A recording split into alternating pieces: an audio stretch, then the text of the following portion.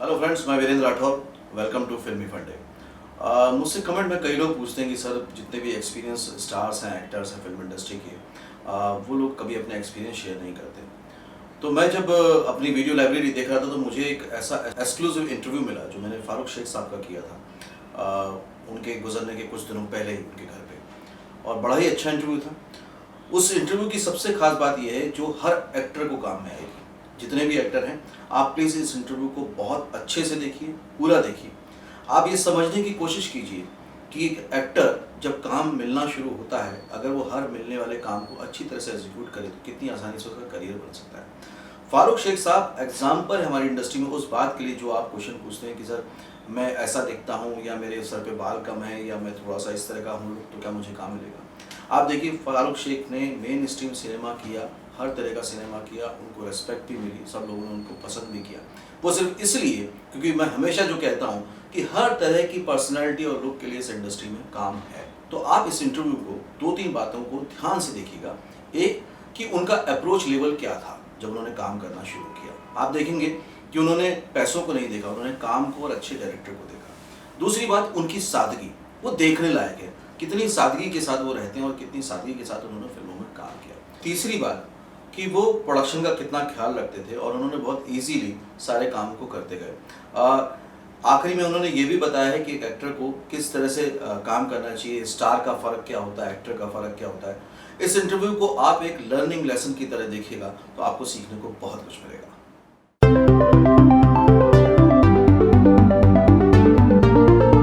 छुपने का मौका कभी आया, मन बन चुका था कि मुझे एक्टर बनना है? नहीं नहीं नहीं, बिल्कुल कभी ख्वाब ख्याल में नहीं था।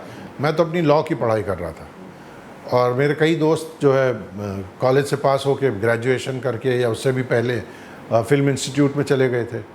तो वो कहते भी थे कि चलो यार, साथ में खूब मज़ा रहेगा ये वो, क्योंकि कॉलेज के ज़माने में शौकिया थिएटर किया करते थे, जैसा पास टाइम की तरह, हॉबी की तरह। लेकिन कभी इरादा भी नहीं था, कभी मन भी नहीं था, तो मैंने कभी उस तरफ देखा ही नहीं था।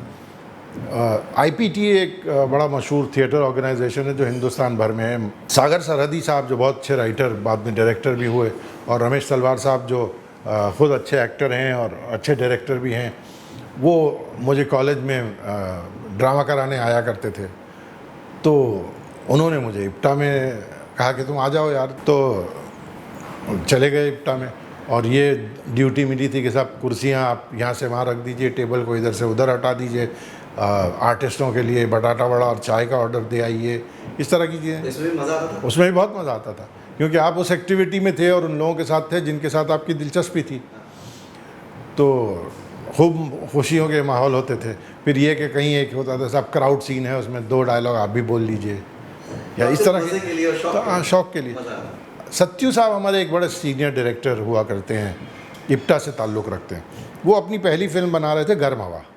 उनके पास पैसे वैसे थे नहीं कि भाई देखो, मैं ये स्क्रिप्ट है मेरी, गर्म हवा नाम की फ़िल्म है, और बलराज साहनी साहब मेन किरदार कर रहे हैं, और जो थोड़े बहुत पैसे मेरे साथ पास थे वो मैंने बलराज जी को दे दिए। तो एक किरदार छोटा मोटा बलराज जी के छोटे लड़के का मुझे भी दिया उन्होंने, तो वो कर ली उन्होंने। 750 रुपये मुझे कोई 20 साल में चुकाए। से गर्म हवा में मेरा रोल भी बहुत छोटा था, काम भी बहुत अदना सा ही था, लेकिन फ़िल्म बहुत बहुत कामयाब और बहुत अच्छी फिल्म गिनी जाती है। आज भी हिंदुस्तान की या हिंदी सिनेमा की बेहतरीन फिल्मों में गर्म हवा की गिनती होती है। वो फिल्म सत्यजीत रे साहब ने देख ली। तो सत्यजीत रे साहब बना रहे थे शतरंज के खिलाड़ी। उसमें एक किरदार था जो वो चाहते थे कि ये लड़का जो गर्म हवा में दिखाई दिया है उसको दिया जाए। तो मुंबई में कहते हैं साहब, वो चलती बस में चढ़ गया। और फिर ये खुशकिस्मती ही कहिए कि जिस चीज़ में, जिस काम में आपको मज़ा आ रहा हो वही आपका पेशा और कारोबार भी हो जाए, तो फिर सोने पे सुहागा हो जाता है। तो अब देखिए 40 साल हो गए हैं, और तो करते करते मामला जो है चल पड़ा और चल ही पड़ा। फिर मुजफ्फर साहब ने उमराव जान बनाई। तो इस तरह की फिल्में।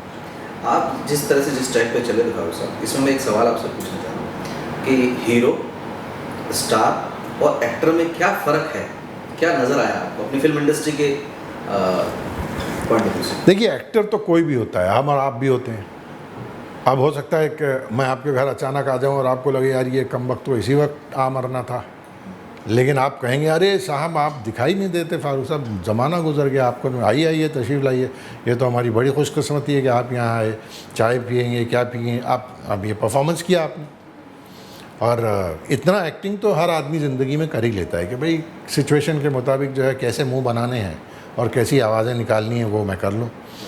लेकिन अच्छा एक्टर जो है बहुत कम होते हैं, उसमें कई लोगों का साथ होना चाहिए। अब जैसे मिसाल के तौर पे नसीर साहब हैं, वो ऐसा लगता है एक्टिंग पहले से सीख के ही आए हुए हैं। अगर आप उनकी पहली फिल्म देख लें निशान, तो आप चौंक जाएंगे कि ये कौन इतना अच्छा एक्टर आया है। कुछ लोग गिरते पड़ते सीख जाते हैं, कुछ लोग दरमियानी होते हैं कि कुछ तो थोड़ा आता भी था, कुछ शौक भी था, कुछ सीख भी गए। इस तरह एक्टरों को बड़ा क्रेडिट मिलता है क्योंकि पर्दे पे वो नज़र आते हैं।